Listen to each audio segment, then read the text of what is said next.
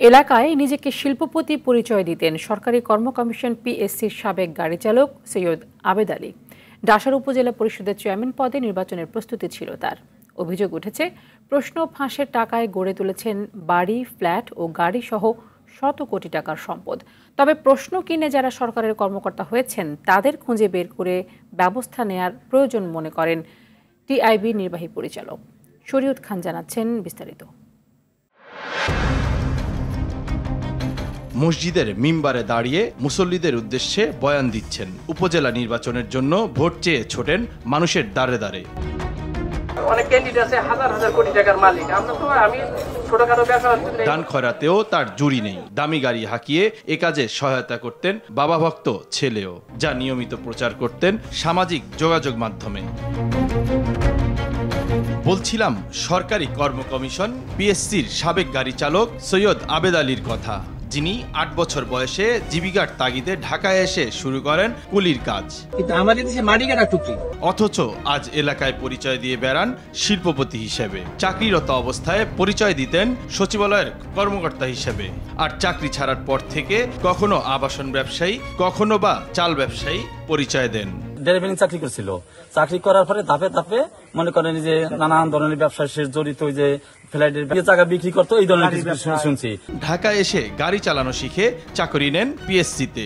জড়িয়ে পড়েন পিএসসির প্রশ্নফাঁস চক্রের সঙ্গে। বিভিন্ন দপ্তরে করতেন দালালিও। অভিযোগ আছে, আবেদ আলী নিজ গ্রামেই ৬ কোটি টাকা খরচ করে নির্মাণ করেছেন বিলাসবহুল ডুপ্লেক্স বাড়ি। বাড়ির পাশে নিজ নামে করেছেন মসজিদ, মাদ্রাসা ও ঈদগাহ মাঠ। সরকারি জায়গা দখল করে গরুর খামার ও মার্কেট নির্মাণাধীন। নিজ গ্রামে কিনেছেন বিপুল সম্পদ। পরিবারের সদস্যরা ব্যবহার করেন একাধিক বিলাসবহুল গাড়ি। পুলিশের অপরাধ তদন্ত বিভাগের কাছে অন্তত ৫০ কোটি টাকার সম্পদের হিসেব দিয়েছে সৈয়দ আবেদ আলী। ঢাকায় তার একটি ৬তলা বাড়ি, ৩টি ফ্ল্যাট ও একটি গাড়ির তথ্য দিয়েছেন। তাদের ধারণা আরও বিপুল সম্পদ আছে আবেদের।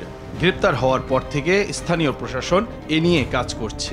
জনাব আবেদ আলী ইস্যুতে আমরা অবগত হয়েছি এবং ইতিমধ্যে সংশ্লিষ্ট যে সরকারি এজেন্সিসগুলো আছে ওনাদেরকে আমাদের ইনস্ট্রাকশনস আছে যে উনি যদি অবৈধভাবে কোনো সম্পত্তি যদি উনি হস্তগত করে থাকেন সেই বিষয়ে খোঁজ খবর আনার পরে আমাদের আইনানুগভাবে যা যা অ্যাকশনে যাওয়ার আমরা সেই অ্যাকশনে আমরা যাব।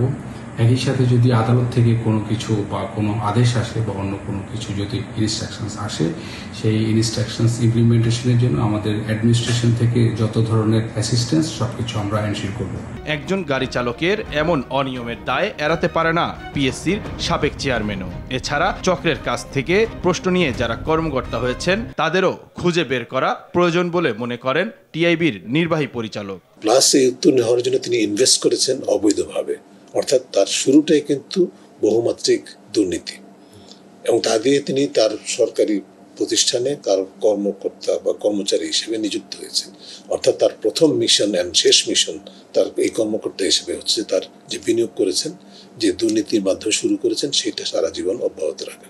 কাজে এদেরকে চিহ্নিত করাটা অত্যন্ত গুরুত্বপূর্ণ। কুলি থেকে কোটিপতি হওয়ার আবেদ আলীদের এসব গল্প বাংলা সিনেমার গল্পকেও যেন হার মানাচ্ছে। দিল মে ইশকে নবী কি হো এসি লাগন।